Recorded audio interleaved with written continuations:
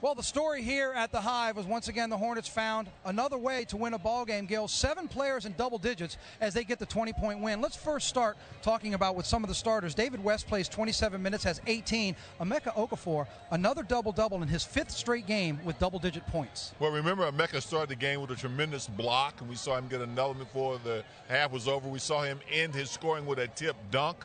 We saw him get low post position. We see a confident Emeka Okafor who's understanding his teammates better, and I think they're understanding him. He has become really a big part of the Hornets' success. And while those Hornets starters are on the bench, the reason why they can rest is because of the play of the bench. And again tonight, the bench comes through big in the fourth quarter. Against the Clippers Tuesday, they scored 30 of 31, and tonight they helped the Hornets score 32 in the fourth quarter. Well, they had the decisions to do the things that worked, which was get to the basket. You saw Bayless get to the basket. You saw Willie Green, who, according to his coach, is the glue of the club. He had a big late night for the Hornets. Took it inside. Now you see him knock the big three. So the bench comes in. They do their job to make it possible for a guy who we haven't seen on the bench or on the court in a long time, Peja Stojakovic, make an open three. That's what he does all the time. He's been doing all his career. And tonight he had a chance to throw a few in for the Hornets. And he showed he still has that touch, and it certainly stretched the defense. So the Hornets pull away late from Portland. 20-point win, now 8-0. But, Gil, things get interesting now.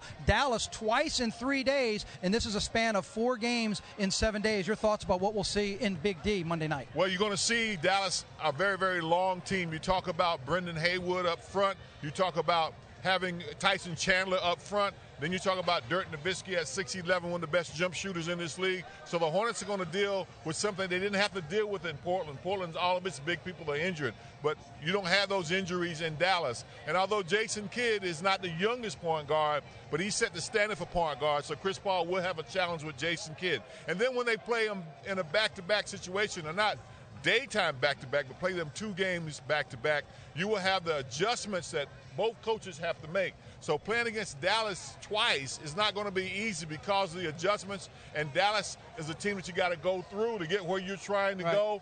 So there's always a little bit of extra. This is going to be a great test. You talked about the number of games and the number of days. We will really test what the bench can bring to the Hornets so that you can make sure nobody gets too tired to keep playing well. But you know what? That's Monday night. For now, enjoy 8-0 because I know the Hornet fans will do that. It was a great night here. We'll see you Monday night from Dallas for the Hornets and Mavericks. For Gil McGregor, I'm Victor Howell. Let's send it back to the guys at the Louisiana Machinery Studio.